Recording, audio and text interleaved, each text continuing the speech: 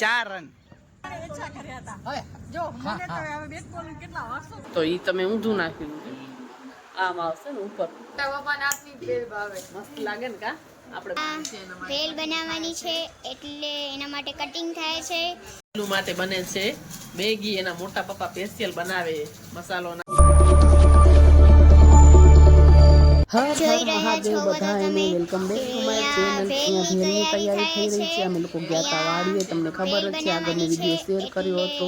તો વાડીથી આવ્યા પછી બહુ ખાસ કોઈને ભૂખ ન હતી એટલે સીધી અમે આવીને ભેલની તૈયારી કરવા લાગી ગયા છીએ. કાકડી સુધારે છે.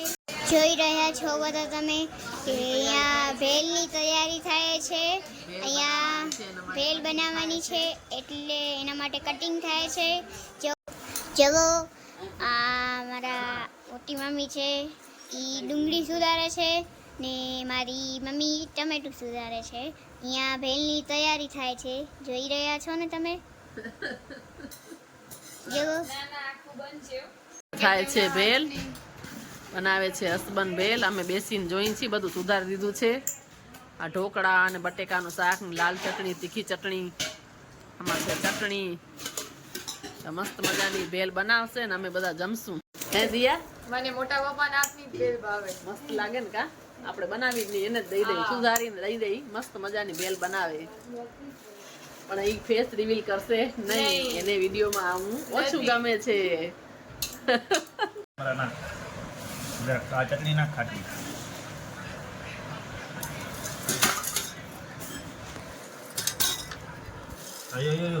અયો આમાં પાણી કપે. ભેલની પ્રિપેરેશન કરે છે.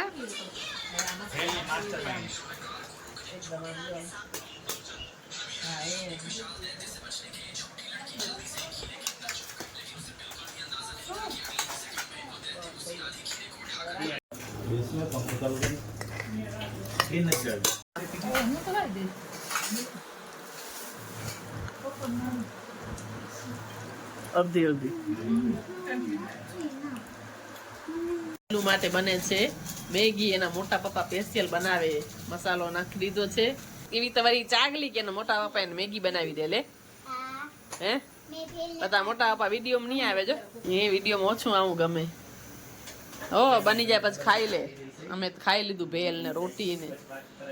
તો કાલે રાત્રે જ અમે લોકો ઘરે પાછા આવી ગયા હતા ગામડેથી, અને આજે બહુ બધા અમે ડ્રેગન ફ્રૂટ છે લીધા છે. તો અમે લોકો જેને ખબર ના હોય એને કહી દઉં કે આગળ 2 વ્લોગ નાખ્યા છે. અમે લોકો ગામડે ગયા હતા, મારા સાસરે ગઈ હતી. તો બસ ત્યાંથી પાછા આવી ગયા છીએ. સવારે બધા ઘરના કામકાજ પણ પતાવી લીધા અને આ બધા ડ્રેગન ફ્રૂટ છે એ લીધા. તો એને એક હું કટ કરું છું. આ બપોરનો સમય છે, સાંજના 4 વાગ્યાનો ટાઈમ છે. તો બેસીને જો ડ્રેગન ફ્રૂટ છે એ હું કટ કરીને ખાઈશ. બહુ જ મીઠા મસ્ત મજાના વાડીના ફ્રેશ ઓર્ગેનિક. જો અમારી સોસાયટીમાં આવ્યા હતા વેચાવા માટે એકના ઘરે, તો હું લઈ આવી હતી 5 કિલો ભેગા જ. તો એ જ હું કટ કરી અને ખાતી હતી. મસ્ત મજાના લાલ લાલ મીઠા હતા અને વાડી તો બહુ જ મજા આવી ગઈ. અમે લોકો ગયા હતા ફરવા, ત્યાં એટલું અમે લોકો ફેમિલી સાથે મળીને એન્જોય કર્યું કે વાત જ ના પૂછો. તો બસ હવે અહીંયા કને બેસીને જે ફ્રૂટ છે એ હું ખાઈશ. તો જ્યારે પણ એવી રીતે સમય મળે છે ત્યારે અમે લોકો એમ સાસરે ચાલ્યા જઈએ, પૂરી ફેમિલી સાથે મળીને રહીએ, મજા આવે. તો વાડી ફરવાની તો અમને બહુ જ મજા આવી બધા એને. બીજી વખત પણ ક્યારેક જાશું તો વાડીએ જાશું. અને અહીંયા કપડાં પણ છે મેં ઘડી કરી લીધા છે, આયરન કરવાના મેં અલગ રાખ્યા છે. અને અમે લોકો ક્રિકેટ મેચ રમવા માટે આવી ગયા છીએ. તો બોક્સ ક્રિકેટ જો ફેમિલી બધા રમે છે એ રમી છીએ. આ મારો ભાઈ છે જે બધા એને હાય કહે છે. તો હવે આપણે ક્રિકેટ છે એ રમી લઈએ. ક્રિકેટની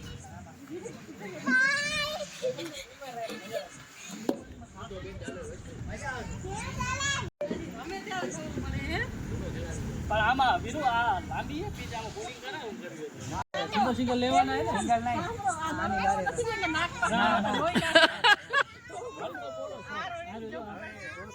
કઈ રીતે નક્કી કરશો પોસ્ટ બધા પાછળ આવી હાલો બેટિંગ વાળા અહીંયા આવો હસ્યો તો બેટિંગ ઉભો રહે અને ચાલુ હે કમ નાખી ઉભો હાલા ભાવી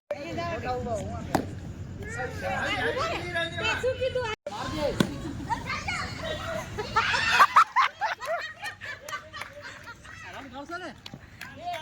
4 રન.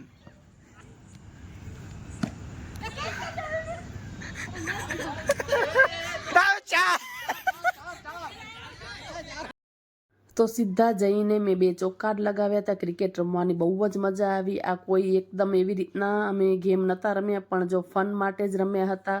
જે આજકાલ બધા જ બોક્સ ક્રિકેટ રમવા જાય જ છે, આજ બધાને ખબર જ છે. તો બસ ફેમિલી એન્જોય કર્યું અમે સાથે મળીને. ભાઈ ને બેન ને એવી રીતના અમે 3 ભાઈ બહેનની ફેમિલી જો સાથે મળીને આવ્યા હતા રમવા માટે. તો ખૂબ જ એન્જોય કર્યું. આવી રીતે ફેમિલી સાથે મળીને જાય તો બહુ જ મજા આવે છે રમવામાં. સરસ રીતે સમય નીકળે છે. આવી રીતે કોઈ કારણોસર આપણે ફન કરી શકીએ, ફેમિલી ભેગા મળીને રમી શકીએ તો મસ્ત મજાનો ટાઈમ સાથે નીકળે છે ફેમિલી સાથે.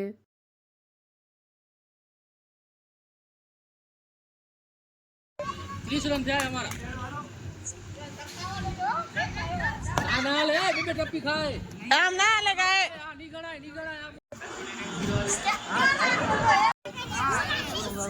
આના પછી ટીમ બદલાવો ના ના લે ના આવે બાપા તમે જ પાડો ટીમ માસા સામે દીકરા બધા એવા જ છે બે.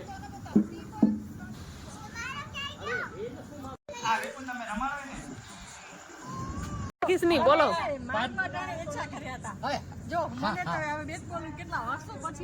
પેલા તો હું તો રમતો જ નથી પેલા ટોસ ઉછાળીને કર્યું હતું ને ટોસ ઉછળ્યો ત્યારે જ એચા કર્યા. પછી માંગવામાં એચાથી ચાલુ થયું. આમાં એવું છે એટલે તમારી ટીમ છે એચાથી ચાલુ રમો તો ખેલ દિલી તમે કરો. તમે હસબન્ડ વાઈફ એક થાવ છો. મારી બહુ જેવી સાથ બેઠી છે.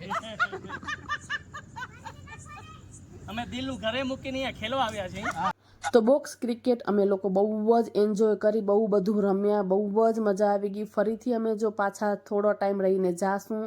તો આ બીજો દિવસ છે, બધા લોકો ઘરે ચાલ્યા પણ ગયા છે. એ દિવસે તો બધા રોકાણા જતા, ઘરે આવ્યા 1-1.5 વાગ્યા સુધી બધા મેળાવો કર્યો. પછી અમે સૂતા. સવારે બધા ચાય નાસ્તો કરી જમી કરીને પછી એ લોકો ગયા છે. એના બીજા દિવસની ક્લિપ છે. મારા દીકરાએ મારા માટે સરપ્રાઈઝ ગિફ્ટ મંગાવી હતી.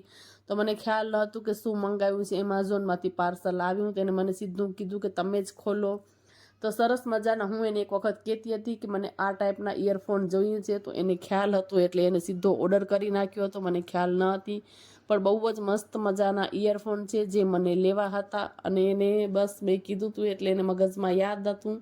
તો સરસ મજાની એમેઝોન ઉપર ઓફર હતી તો એને એમેઝોનમાંથી ઓર્ડર કરી નાખ્યા છે અને એ જ મને દેખાડતો હતો.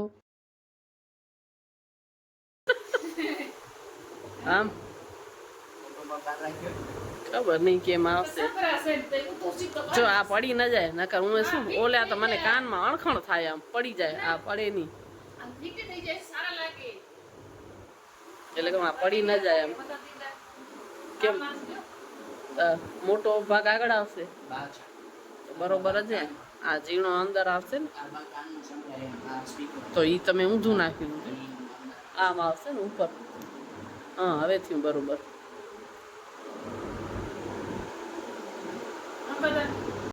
સારા છે વીરુભાઈ, થેન્ક યુ.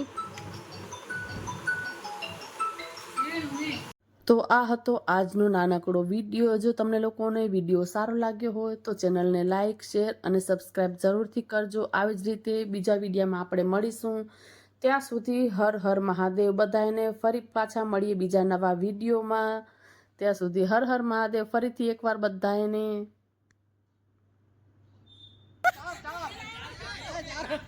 નથી છારન